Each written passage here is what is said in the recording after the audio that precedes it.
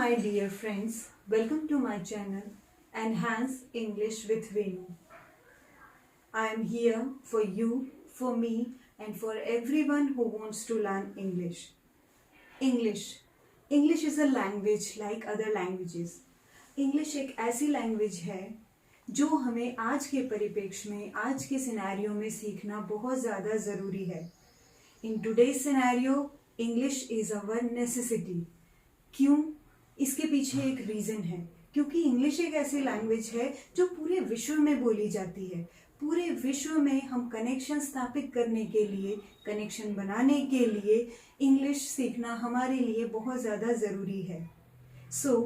इसी वे में, इसी रास्ते में मैं आपके साथ एक जर्नी बिगिन करने जा रही हूँ, जिसमें at the very beginning we are going to learn the basic rules of English, that is the grammar of English.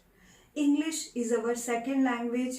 इसीलिए ये ज़रूरी है कि इंग्लिश की जो ग्रामर है उसके बेसिक रूल्स को समझा जाए, ग्रामर के कॉन्सेप्ट को समझा जाए. इसी रास्ते में सबसे पहले जो हम सीखने जा रहे हैं, that is the concept of sentence. Sentence क्या है, किस तरीके से सेंटेंस बनाए जाते हैं, कितने टाइप्स के सेंटेंस होते हैं, इन सारे कॉन्सेप्ट्स को हम आज कवर करेंगे. सेंटेंस सीखने में सबसे पहले मैं कुछ वर्ड्स और ग्रुप ऑफ वर्ड्स आपके सामने रीड करूंगी. आपको भी मेरे साथ ये ग्रुप ऑफ वर्ड्स रीड करने हैं. Let's begin. First of all, birds fly in the air. Read this sentence carefully. How cold it is today. What is his name? इन चारों ही ग्रुप ऑफ वर्ड्स में हम एक चीज नोटिस करते हैं कि हर एक ग्रुप ऑफ वर्ड्स एक कंप्लीट सेंस देता है, एक कंप्लीट मीनिंग देता है, एक कंप्लीट आइडिया या थॉट देता है. Birds fly in the air. How many words are there in this group of words? 1, 2, 3, 4 and 5. 5 words हैं, 5 वर्ड्स हैं, इसीलिए हम इसे कहेंगे it is a group of words. Second thing, ये हमें एक कंप्लीट थॉट दे रहा है, कंप्लीट विचार दे रहा है, इसीलिए हम ये कहेंगे कि ये हमें एक कंप्लीट सेंस देता है. Birds fly in the air. 1, second word fly, third word in, fourth word the and fifth word air. It is a group of words which makes a complete sense. Now come to the second sentence. Read this sentence carefully. 1 word, 2 word, 3 word and 4th word. It is a group of 4 words. जिससे हमें क्या पता चलता है कि हमें बताया जा रहा है कि इस वाक्य को तुम अच्छे से ध्यानपूर्वक पढ़ो. एक विचार हमारे सामने प्रकट हो रहा है. How cold it is today.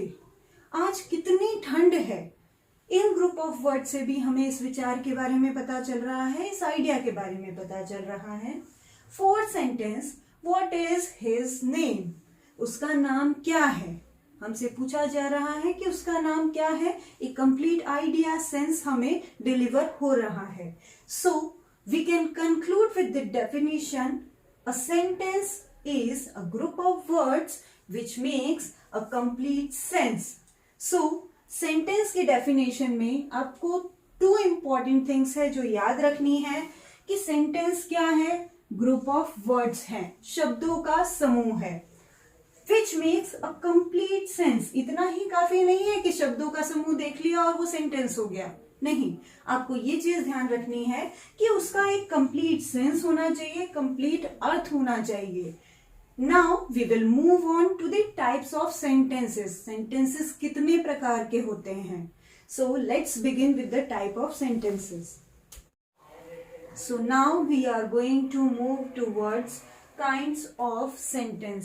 Sentence के प्रकार. जैसा कि आप देख सकते हैं कि हम काइंड्स ऑफ सेंटेंसेस के आकाश में ये 4 बादल देख सकते हैं, 4 क्लाउड्स देख सकते हैं. Assertive, interrogative, imperative exclamatory. ये चारों ही काइंड्स ऑफ सेंटेंसेस सेंटेंस के प्रकार हैं। एक एक करके हम हर एक सेंटेंस के प्रकार को समझने का प्रयास करेंगे। First of all come to assertive sentence. Assertive sentence क्या होते हैं? तो असर्टिव सेंटेंस ऐसे सेंटेंस होते हैं जो सिंपल स्टेटमेंट देते हैं या फिर एक सिंपल फैक्ट दर्शाते हैं। For example, he is a good cricketer. वह एक अच्छा क्रिकेटर है। It is a simple fact, simple statement. तो जब भी हमें सिंपल स्टेटमेंट देना हो, नेगेटिव देना हो या पॉजिटिव देना हो, दोनों ही एस्पेक्ट में आप असर्टिव सेंटेंस का प्रयोग करेंगे। ऐसे प्रकार के वाक्य जो सिंपल स्टेटमेंट, सिंपल फैक्ट को शो करते हैं, that is known as assertive sentence, whether it is negative और पॉजिटिव।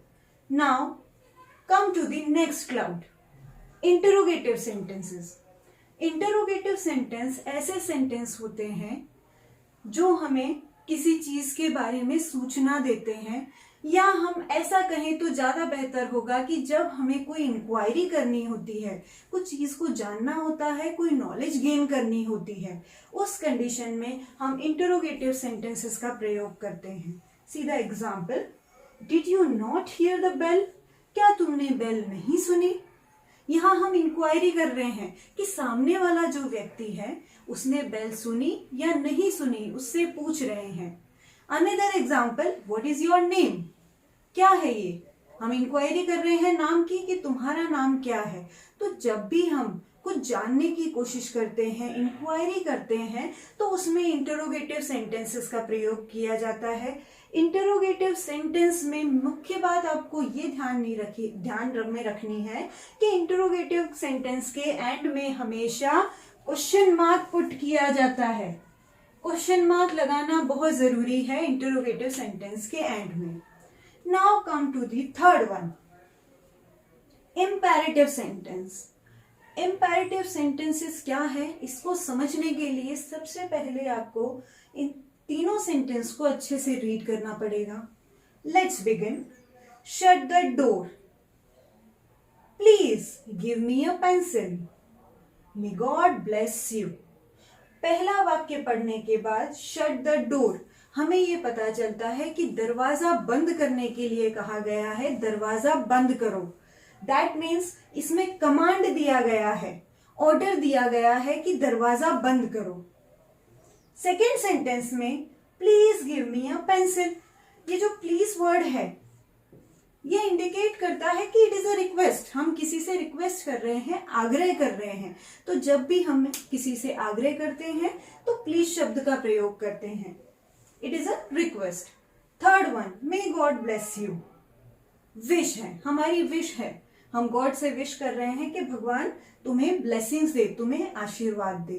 तो तीन word which are important in imperative sentences are command, request and wish.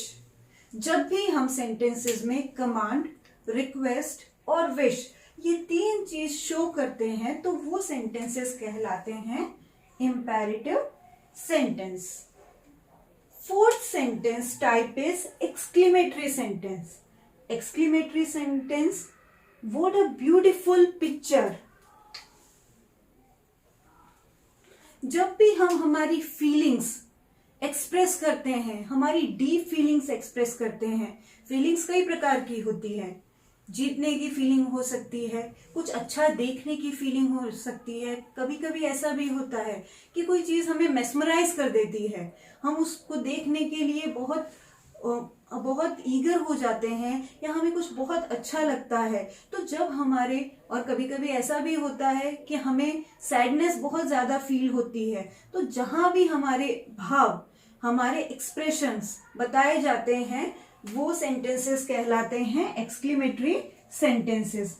Exclamatory sentences में हमेशा अंत में एक्सक्लेमेशन मार्क, इसे कहा जाता है एक्सक्लेमेशन मार्क, जो ये शो करता है कि यहाँ आपके भाव व्यक्त किए गए हैं। एक और चीज मैं आपको बताना चाहती हूँ कि डोंट मिसकंसेप्ट दिस, हमें मिसकंसेप्ट नहीं करना है इस चीज को कि यहाँ व्हाट लिखा हुआ है तो इसका मतलब ये है कि व्हाट तो प्रश्नवाचक वाक्य होता है, वर्ड तो कुछ इंक्वायरी करने के लिए उपयोग में लिया जाता है, लेकिन ऐसा नहीं है। जब हम हमारी फीलिंग्स को एक्सप्रेस करते हैं तो हम इस तरीके से एक्सप्रेस करते हैं इंग्लिश में, व्हाट अ ब्यूटीफुल पिक्चर, कितना सुंदर पिक्चर है। सो आई होप कि आपको चारों टाइप्स अच्छे से समझ में आए होंगे। मैं आपको एक बार फिर रिवाइज करवा देती हूँ। असर्टिव सेंटेंस, ऐसे सेंटेंस जहां पर एक सिंपल स्टेटमेंट या फैक्ट बताया जाता है। इंटरोगेटिव सेंटेंस, ऐसे सेंटेंस जहां कुछ इंक्वायरी की जाती है। इंपेरेटिव सेंटेंस, ऐसे सेंटेंसेस जिसमें कमांड, रिक्वेस्ट और विश को शो किया जाता है। और एक्सक्लेमेटरी सेंटेंस, ऐसे सेंटेंस जिसमें हम हमारी फीलिंग्स को, डीप फीलिंग्स को एक्सप्रेस करते हैं। Thank you so much for watching this video. I hope कि आपको sentence and kinds of sentences का कॉन्सेप्ट एकदम क्लियर हो गया होगा। हमारा नेक्स्ट टॉपिक रहेगा पार्ट्स ऑफ स्पीच। सो मेरे साथ जुड़े रहने के लिए like, subscribe and share my channel which is Enhance English with Venu. Thank you so much everyone. See you next time. Bye.